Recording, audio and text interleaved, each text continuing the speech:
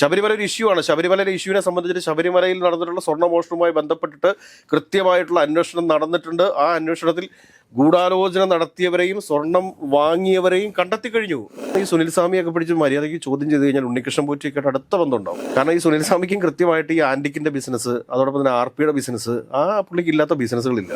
ലോകം എന്നെ അറിയാൻ പോകുന്നു, അമൃതാനന്ദമയൊന്നും ഇനിയൊന്നുമല്ല എന്നൊക്കെയുള്ളൊരു ഒരു കാഴ്ചപ്പാടോടിരിക്കുന്ന ഒരു പൊട്ടൻ ഒരു തട്ടിപ്പുകാരൻ. ഇത് ഇന്ത്യയിൽ പൈസയുള്ള ആളുകൾ ഇതൊരു തിരിശേഷിപ്പായിട്ട് അവരുടെ ഏലസിൽ കെട്ടാൻ വേണ്ടിയിട്ട് അല്ലെങ്കിൽ അവരുടെ പൂജാമുറിയിൽ വെക്കാൻ വേണ്ടിയിട്ട് വാങ്ങിക്കൊണ്ട് പോയിട്ടുണ്ടെന്നേ. ഞാനിപ്പോൾ സന്യാസിമാരുടെ മാത്രം കാര്യമായിട്ടല്ലോട്ട് പറയുന്നത്. ഇതുമാതിരത്തെ അച്ഛന്മാരും ഉണ്ട്, മുസ്ലിയാരന്മാരും ഒക്കെ ഉണ്ട്.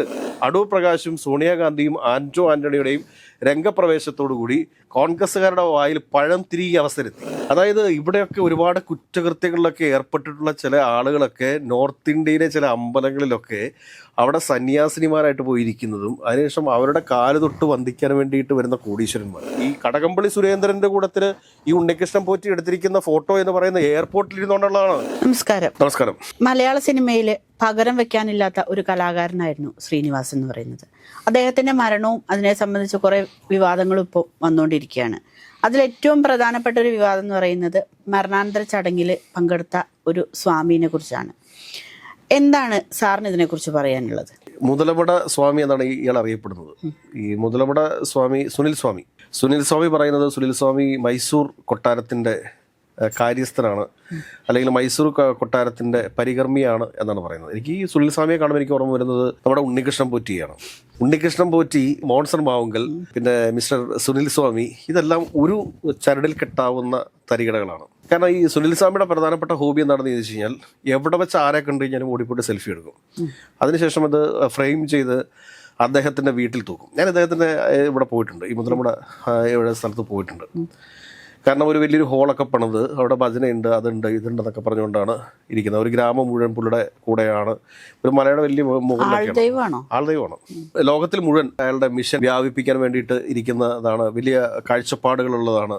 ലോകം എന്നെ അറിയാൻ പോകുന്നു, അമൃതാനന്ദമയൊന്നും ഇനിയൊന്നുമല്ല എന്നൊക്കെയുള്ളൊരു ഒരു കാഴ്ചപ്പാടോടിരിക്കുന്ന ഒരു പൊട്ടൻ ഒരു തട്ടിപ്പുകാരൻ. അതിനപ്പുറത്തേക്ക് വരുന്നില്ല. പക്ഷേ അങ്ങനെയുള്ള ഒരാൾ എങ്ങനെയാണ് കഴിഞ്ഞ ദിവസം ശ്രീനിവാസനെ പോലെ ഇതുപോലുള്ള ആൾദൈവങ്ങൾക്കെതിരെ അതിശക്തമായിട്ട് പ്രതികരിച്ചിട്ടുള്ള ഒരാളുടെ ശവസംസ്കാര ചടങ്ങിൽ പങ്കെടുത്തു എന്നുള്ളത് നമ്മളെയൊക്കെ ഏറെ അത്ഭുതപ്പെടുത്തി കളയുന്നതാണ്. എനിക്ക് സത്യം പറഞ്ഞു കഴിഞ്ഞാൽ അന്ന് TV-യിൽ ഇത് കാണുന്ന സമയത്ത് തന്നെ ഞാൻ വിചാരിച്ചു, എന്തോ ഈ സുനിൽ സ്വാമിയോ, ഇയാൾ എങ്ങനെയാണ് ശ്രീനിവാസനെ പോലുള്ള ഒരാളുടെ കർമ്മങ്ങൾ ചെയ്യാൻ വേണ്ടിയിട്ട് സ്വാമിയായിട്ട് വരിക? ഇപ്പം എന്തൊക്കെയാണെങ്കിലും അതിനകത്ത് കുറേ ജപങ്ങളൊക്കെ ചൊല്ലാനുണ്ടാവുമല്ലോ. ഇതെന്തെങ്കിലുമൊക്കെ അറിയണ്ടേ? ഇതൊന്നും അറിയാത്ത ഒരാൾ പോലീസ് ബഹുമതിയോടുകൂടി അടക്കം ചെയ്യപ്പെടുന്ന ഒരാളുടെ തൊട്ടടുക്കൽ വന്ന് നിന്നിട്ടാണ് കർമ്മം ചെയ്യുന്ന ആളാണ് ഈ സുനിൽ സ്വാമി. ഇയാൾ ഒരാഴ്ച മുമ്പ് തന്നെയാണ് ജയിലിൽ നിന്ന് ഇറങ്ങുന്നത് തന്നെ. ജയിലിൽ കിടന്നുകൊണ്ടിരുന്ന ഒരു സ്വാമിയെ കേരള പോലീസിന് പോലും ഐഡന്റിഫൈ ചെയ്യാൻ പറ്റിയിട്ടില്ല എന്ന് പറയുമ്പോഴത്തേക്ക് നമ്മുടെ പോലീസ് സംവിധാനങ്ങളുടെ പരാജയം കൂടിയാണ് അതെന്ന് പറയാതിരിക്കാൻ വേണ്ടിയിട്ട്. ഈ സുനിൽ സ്വാമിയെ കുറിച്ചൊന്നും സത്യം പറഞ്ഞാൽ നമ്മൾ ചർച്ച പോലും ചെയ്യാൻ പാടില്ല. കാരണം അതിനുള്ളതൊന്നും ഇല്ലത്. രാവിലെ എണീക്കുമ്പോൾ തന്നെ അദ്ദേഹം ചിന്തിക്കുന്നത് ദൈവത്തെക്കുറിച്ചോ മനുഷ്യരെ കുറിച്ചോ ഒന്നുമല്ല. അദ്ദേഹം ചിന്തിക്കുന്ന കാര്യം എന്തായിരിക്കും വെച്ചാൽ, ഇന്നിപ്പോൾ നമുക്ക് ആരെ പറ്റിക്കാൻ പറ്റും, ഇന്ന് ആരെയാണ് നമുക്ക് വലയിൽ വീഴ്ത്താൻ പറ്റുന്നത് എന്നുള്ളതിനപ്പുറത്തേക്കുള്ള യാതൊരു ചിന്തയും ഇല്ലാത്തൊരു തട്ടിപ്പുകാരൻ. എനിക്ക് തോന്നുന്നു ഈ സുനിൽ സ്വാമിയൊക്കെ പിടിച്ച് മര്യാദയ്ക്ക് ചോദ്യം ചെയ്ത് കഴിഞ്ഞാൽ ഉണ്ണികൃഷ്ണൻ പോറ്റിയൊക്കെ അടുത്ത ബന്ധമുണ്ടാവും. കാരണം ഈ സുനിൽ സ്വാമിക്കും കൃത്യമായിട്ട് ഈ ആന്റിക്കിന്റെ ബിസിനസ്, അതോടൊപ്പം തന്നെ RP-യുടെ ബിസിനസ്, ആ പുള്ളിക്ക് ഇല്ലാത്ത ബിസിനസ്സുകളില്ല. എല്ലാ 2ാം നമ്പർ കച്ചവടങ്ങളുടെയും കേരളത്തിലെ ഒരു ബ്രോക്കറാണ്. ഈ ഇന്നസെന്റ് ഏതൊരു സിനിമയിൽ പറയുന്നില്ലേ, നടന്നാലും നടന്നില്ലെങ്കിലും നമുക്ക് കുറച്ച് കച്ചവടങ്ങളൊക്കെ സംസാരിച്ചുകൊണ്ടിരിക്കുകയെന്ന് പറയുന്നില്ലേ എന്ന് പറഞ്ഞ പോലെയുള്ള ഒരു അവസ്ഥ. അതിനപ്പുറത്തേക്ക് ഒരു എന്തെങ്കിലുമൊക്കെ കാര്യങ്ങൾ മുമ്പോട്ട് കൊണ്ടുപോകാൻ ശേഷിയുള്ള ഒരാളൊന്നുമല്ല. ഒരു സന്യാസിയുടെ രൂപം ധരിച്ച കേരളത്തിലെ ഒരു തട്ടിപ്പുകാരനാണ് സുനിൽ സ്വാമി എന്നതിന് തർക്കമൊന്നുമില്ല. ആത്മീയത ഏറ്റവും കൂടുതൽ മാർക്കറ്റ് ചെയ്യാൻ പറ്റുന്ന സ്ഥലമാണല്ലോ കേരളം. കേരളം മാത്രമല്ല, നോർത്ത് ഇന്ത്യ. കേരളത്തിൽ നിന്നൊക്കെയുള്ള എത്രയോ സ്വാമിനിമാര് നമ്മൾ തന്നെ സ്തംഭിച്ചു പോയിട്ടുണ്ട്. അതായത് ഇവിടെയൊക്കെ ഒരുപാട് കുറ്റകൃത്യങ്ങളിലൊക്കെ ഏർപ്പെട്ടിട്ടുള്ള ചില ആളുകളൊക്കെ നോർത്ത് ഇന്ത്യയിലെ ചില അമ്പലങ്ങളിലൊക്കെ അവിടെ സന്യാസിനിമാരായിട്ട് പോയിരിക്കുന്നതും അതിനുശേഷം അവരുടെ കാല് തൊട്ട് വന്ദിക്കാൻ വേണ്ടിയിട്ട് വരുന്ന കോടീശ്വരന്മാർ. ഞാനിതുപോലെ ഒരു പ്രാവശ്യം സത്യം പറഞ്ഞു കഴിഞ്ഞാൽ എനിക്ക് തന്നെ ചിരി വന്നു പോയി എന്നുള്ളതാണ്. മുംബൈയിൽ ഏകദേശം വലിയ ടേൺ ഓവറുള്ളൊരു കമ്പനി, വലിയ ടേൺ ഓവർ എന്ന് പറഞ്ഞു കഴിഞ്ഞാൽ ഇന്ത്യയിൽ അറിയപ്പെടുന്ന ഒരു കമ്പനിയാണ്. ആ കമ്പനിയുടെ ഡയറക്ടറും അയാളുടെ കുടുംബവും വന്നിട്ട്, അന്ന് എൻ്റെ കൂടെ നാട്ടിൽ നിന്ന് എൻ്റെ കൂട്ടത്തിലൊരു സുഹൃത്തുണ്ടായിരുന്നു. അപ്പോൾ ആ സുഹൃത്ത് എൻ്റെ കൂടെ ഞാനൊരു ആവശ്യത്തിന് വേണ്ടി പോയതാണ്. അപ്പൊ തൊട്ടടുത്ത് ഞങ്ങളുടെ റൂമിൽ താമസിക്കുന്നത് ഈ പറഞ്ഞ സന്യാസിനിയാണ് വരിക. അപ്പൊ ഈ കമ്പനിയുടെ വലിയ വലിയ ആളുകളൊക്കെ വന്നിട്ട് ഇയാളുടെ കാലെ തൊട്ട് വന്ദിക്കുന്നത് കണ്ടു കഴിഞ്ഞാൽ നമ്മൾ തന്നെ സത്യം പറഞ്ഞുണ്ടല്ലോ, അവിടെ ഇരുന്ന് ഞാൻ ഇത് കണ്ടപാടെ ഉണ്ടല്ലോ, ഞാൻ അവിടെ നിന്ന് ഇറങ്ങി നേരെ ഓടി എൻ്റെ റൂമിൽ വന്നിട്ട് ഞാൻ പൊട്ടിച്ചിരിക്കുകയായിരുന്നു. കാരണം ഇതുപോലെയുള്ള ആളുകളൊക്കെ ഈ ഇഷ്ടംപോലെ കേരളത്തിലുണ്ട്. കേരളത്തിലല്ല ഇവരുടെ മെയിനായിട്ട് പ്രധാനപ്പെട്ട കച്ചവടം. ഇവരുടെ കച്ചവടം എന്ന് പറഞ്ഞു കഴിഞ്ഞാൽ മറ്റ് സംസ്ഥാനങ്ങളിലാണ്. ഇപ്പൊ ശങ്കരാചാര്യരുടെ പേര് പറഞ്ഞ് തട്ടിപ്പെടുത്തുന്ന ആളുകൾ എനിക്കറിയാം. അതോടൊപ്പം തന്നെ ഇങ്ങനെ തട്ടിപ്പുകൾ ഒരുപാട് നടത്തുന്ന ആളുകളുണ്ട്. ഇങ്ങനെ ഇതൊക്കെ ഒരു ഒരു ഒരു ഒരു ഹരമായി കൊണ്ട് നടക്കുന്ന, അതായത് താടി വെച്ച് കഴിഞ്ഞാൽ ഇത് ഒരു, ഞാനിപ്പോ സന്യാസിമാരുടെ മാത്രം കാര്യമായിട്ടല്ലോട്ട് പറയുന്നത്, ഇത് മറ്റേ അച്ഛന്മാരും ഉണ്ട്, മുസ്ലിംമാരും ഒക്കെ ഉണ്ട്. ഇതെല്ലാം സെയിം തന്നെയാണ്. കുറെ തങ്ങൾമാരൊക്കെ ഉണ്ട്, കുറെ അച്ഛന്മാരുണ്ട്, പിന്നെ പ്രാർത്ഥിക്കാൻ വന്നു കഴിഞ്ഞാൽ പൈസ കൊടുക്കേണ്ട പാസ്റ്റർമാരുണ്ട്. അപ്പൊ ഇതിനകത്ത് ഏറ്റവും പ്രധാനപ്പെട്ട ഒരു വിഷയം ഞാൻ പറയാൻ കാണുന്നത് വെച്ച് കഴിഞ്ഞാൽ, ഇപ്പോ ഈ ഉണ്ണികൃഷ്ണൻ പോറ്റിയുടെ ശബരിമല അന്വേഷണം എങ്ങും എത്താത്ത ഒരു അവസ്ഥയില്ല. കാരണം ഒരു പരിധിവരെ അന്വേഷണം കഴിഞ്ഞു. അത് ആര് സ്വർണം വാങ്ങിയോ അവരെ കണ്ടെത്തിയിരിക്കുന്നു, അറസ്റ്റ് ചെയ്തിരിക്കുന്നു. ആര് ഗൂഢാലോചന നടത്തിയോ അവരെ കണ്ടെത്തിയിരിക്കുന്നു, അറസ്റ്റ് ചെയ്ത് ജയിലിനകത്തേക്കിയിരിക്കുന്നു. പക്ഷെ ഇപ്പോഴും ഈ കേസ് അവസാനിക്കുന്നില്ല. ഇതെങ്ങനെ ആർക്ക് വിറ്റു എന്നുള്ളതിനെ കുറിച്ചാണ് പലരുടെയും സംശയം. അത് സ്വാഭാവികമായിട്ട് നമ്മൾ ആദ്യ ദിവസത്തെ ചർച്ചകളിൽ തന്നെ പറഞ്ഞിട്ടുണ്ട്. ഇത് ഇന്ത്യയിൽ പൈസയുള്ള ആളുകൾ ഇതൊരു തിരിശേഷിപ്പായിട്ട് അവരുടെ ഏലസിൽ കെട്ടാൻ വേണ്ടിയിട്ട്, അല്ലെങ്കിൽ അവരുടെ പൂജാമുറിയിൽ വെക്കാൻ വേണ്ടിയിട്ട് വാങ്ങിക്കൊണ്ട് പോയിട്ടുണ്ടെന്നേ. അത് മോഹവിലയ്ക്ക് തന്നെയാണ് വാങ്ങിയിട്ട് പോയിട്ടുള്ളതും. അതാണ് റിയാലിറ്റി. ഇതിനുമൊക്കെ അപ്പുറത്തേക്ക് കടകംപള്ളി സുരേന്ദ്രനിലേക്ക്, മുഖ്യമന്ത്രി പിണറായി വിജയനിലേക്കും ഏതെങ്കിലും തരത്തിൽ ഈ കേസിനെ എത്തിക്കാൻ വേണ്ടിയിട്ടുള്ള ആ ഒരു ശ്രമത്തിൽ ഇപ്പോൾ UDF പെട്ടുപോയിരിക്കുന്നത് എവിടെയെന്നറിയാമോ? അടൂർ പ്രകാശും സോണിയാഗാന്ധിയും ആന്റോ ആന്റണിയുടെയും രംഗപ്രവേശത്തോടുകൂടി കോൺഗ്രസ്സുകാരുടെ വായിൽ പഴം തിരികെ അവസരത്തി. അവർക്കിപ്പോൾ അക്ഷരം മിണ്ടാനില്ല.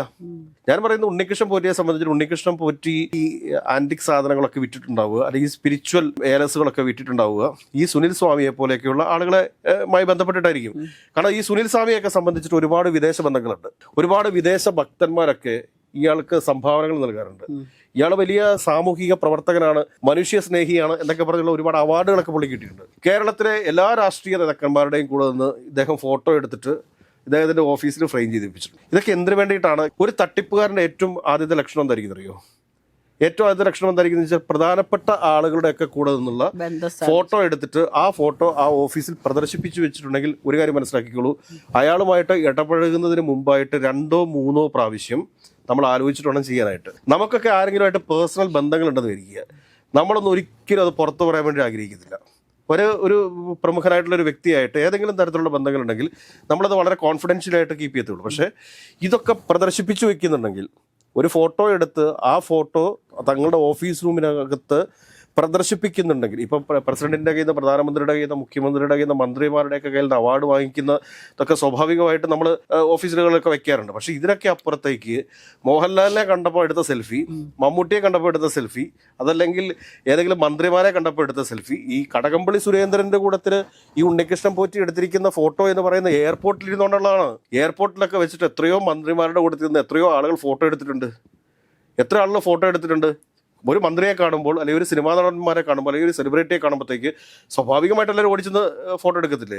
കഴിഞ്ഞ ദിവസം മുഖ്യമന്ത്രിയെയും ഉണ്ണികൃഷ്ണൻ പോറ്റിയെയും ചേർത്തുകൊണ്ട് ഒരു ഫോട്ടോ AI ചെയ്തു. KPCC സെക്രട്ടറിയാണ് അയാളെ. ഇന്നിപ്പോ പോലീസ് കസ്റ്റഡിയിലെടുത്തില്ലേ? കോൺഗ്രസ്സുകാർ സമരം ചെയ്തിട്ട് വല്ല കാര്യമുണ്ടോ? രാഷ്ട്രീയം പറഞ്ഞല്ലേ തെരഞ്ഞെടുപ്പുകളെ നേരിടേണ്ടത്? അതല്ലാതെ മതവും ജാതിയും കൂട്ടിക്കലർത്തിക്കൊണ്ടാണോ തെരഞ്ഞെടുപ്പിനെ നേരിടേണ്ടത്? രാഷ്ട്രീയം പറയുന്നത് കേരളത്തിന്റെ വികസനത്തെക്കുറിച്ച് സംസാരിക്കുക, കേരളത്തിന്റെ വികസന മുരടിപ്പിനെ കുറിച്ച് സംസാരിക്കുക, കേരളത്തിന്റെ ദാരിദ്ര്യത്തെക്കുറിച്ച്, തൊഴിലില്ലായ്മയെക്കുറിച്ച്, നിത്യോപയോഗ സാധനങ്ങളുടെ വിലവർദ്ധനവിനെക്കുറിച്ച്, ഇതിനെക്കുറിച്ചൊക്കെ സംസാരിക്കുക. മറിച്ച് എന്തിനാണ് ഇതുപോലെ ഈ മതത്തെ ഇതിലേക്ക് വലിച്ച് അഴയ്ക്കുന്നത്? ശബരിമല ഒരു ഇഷ്യൂ ആണ്. ശബരിമലയിലെ ഇഷ്യൂവിനെ സംബന്ധിച്ചിട്ട് ശബരിമലയിൽ നടന്നിട്ടുള്ള സ്വർണ്ണമോഷണവുമായി ബന്ധപ്പെട്ടിട്ട് കൃത്യമായിട്ടുള്ള അന്വേഷണം നടന്നിട്ടുണ്ട്. ആ അന്വേഷണത്തിൽ ഗൂഢാലോചന നടത്തിയവരെയും സ്വർണം വാങ്ങിയവരെയും കണ്ടെത്തി കഴിഞ്ഞു. ഇതിനപ്പുറത്തേക്ക് എന്ത്?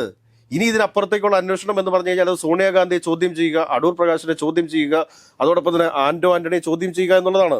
ഈ 3 പേരിൽ ആരെയെങ്കിലും ഒരാളെ ചോദ്യം ചെയ്യാനായിട്ട് SIT ഇറങ്ങി പുറപ്പെട്ടു കഴിഞ്ഞാൽ കേരളത്തിലെ കോൺഗ്രസ് വെറുതെ ഇരിക്കുമോ? കേരളത്തിലെ കോൺഗ്രസും യൂത്ത് ലീഗും ഒക്കെ തെരുവിലിറങ്ങി തെരുവ് കത്തിക്കത്തില്ലേ? അതെന്താ മനസ്സിലാക്കാത്തത്? ഇപ്പം എന്താ പറയുക, ദിലീപിന്റെ രാമലീല സിനിമയ്ക്കകത്ത് ദിലീപ് പറയുന്ന പോലെ ഒരു ഡയലോഗുണ്ട്, ഞാൻ തന്നെ കുറ്റവാളിയാകണമെന്ന് ചിലർ തീരുമാനിച്ചുറച്ച പോലെ ഉണ്ട് എന്ന് പറഞ്ഞ മാതിരി ഇപ്പൊ കടകംപള്ളി സുരേന്ദ്രനെ പ്രതിയാക്കി അടങ്ങൂ എന്ന് ചില ആളുകൾ വിചാരിച്ചാൽ എന്ത് ചെയ്യാൻ വേണ്ടി പറ്റും? ഞാൻ പറയുന്നത് ഈ സുനിൽ സ്വാമി, ഉണ്ണികൃഷ്ണൻ പോറ്റി, മോൺസൺ മാവുങ്കൽ ഇങ്ങനെയുള്ള അവതാരങ്ങളെയൊക്കെ തിരിച്ചറിയാനായിട്ട് നമ്മുടെ സ്പെഷ്യൽ ബ്രാഞ്ചിന് സാധിക്കണം. സുനിൽ സ്വാമി ഒന്നും ഇനി ഒരിക്കലും ഈ നാട്ടിലിറങ്ങി നടന്നൊരു തട്ടിപ്പ് നടത്താൻ വേണ്ടിയിട്ട് അനുവദിക്കരുത്.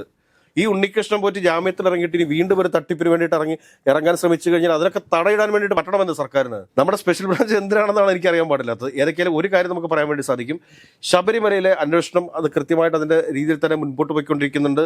അതോടൊപ്പം തന്നെ ഈ പറഞ്ഞ സുനിൽ സ്വാമിമാരെ പോലെയുള്ള തട്ടിപ്പുകാരെ, ഇതുപോലെയുള്ള ശ്രീനിവാസനെ പോലെയുള്ള അതുല്യ കലാകാരന്മാരുടെയൊക്കെ ശവസംസ്കാര ചടങ്ങിൽ വന്നിട്ട് അവിടുത്തെ കാർമ്മികനായിട്ട് മാറുന്ന ഗതികേട്, ദുരന്തം എന്ന് പറയുന്നത് ചിലപ്പോഴേ ഇത് അവിടെ ഒരു പ്രശ്നം ഉണ്ടാക്കണ്ടെന്ന് വിചാരിച്ചോണ്ട് അറിഞ്ഞിട്ടും മിണ്ടാതിരുന്നത് അങ്ങനെയല്ലല്ലോ അത് ഒരിക്കലും അങ്ങനെയല്ല. കാരണം വെച്ചാൽ ശ്രീകണ്ഠൻ നായരുടെ ഒരു ഫേസ്ബുക്ക് പോസ്റ്റാണ് ഇന്ന് നമ്മുടെ ശ്രദ്ധയിൽപ്പെട്ടത്. കാരണം അദ്ദേഹം കൃത്യമായിട്ട് അതിനകത്ത് വിവരിച്ച കാര്യങ്ങൾ പറയുന്നുണ്ട്. കഴിഞ്ഞ ദിവസം തുടങ്ങി മറുനാടൻ ഇതിനുമായി ബന്ധപ്പെട്ട വാർത്തകൾ ചെയ്യുന്നുണ്ട്. നമ്മൾ പിന്നെ വെറുതെ എന്തിനാണ് ഒരു തട്ടിപ്പുകാരനെ ഇങ്ങനെ സ്ഥിരം ഈ തട്ടിപ്പുകാർക്കെതിരെ പറഞ്ഞ് ഏറ്റവും ലാസ്റ്റ് നമ്മൾ ഈ ശത്രുക്കളെ ഉണ്ടാക്കുന്നതിന് പരിധിയില്ലേ എന്ന് വിചാരിച്ചിട്ടാണ് മിണ്ടാതിരുന്നത്. പക്ഷേ ഇതൊക്കെ പറയാതിരിക്കാൻ വേണ്ടി വയ്യ. ഈ കള്ളനെ ഒരു കാരണവശാലും അവിടെ പ്രവേശിപ്പിക്കാൻ പാടില്ലായിരുന്നു. ശ്രീനിവാസനെ പോലെയുള്ളൊരു അതുല്യ കലാകാരന്റെ ശവസംസ്കാര ചടങ്ങിൽ ഒരു കാരണവശാലും ആ 4 അയൽപക്കത്ത് പോലും അടുപ്പിക്കാൻ പാടുണ്ടായിരുന്നില്ല എന്നുള്ളതാണ് നമ്മുടെ പക്ഷം.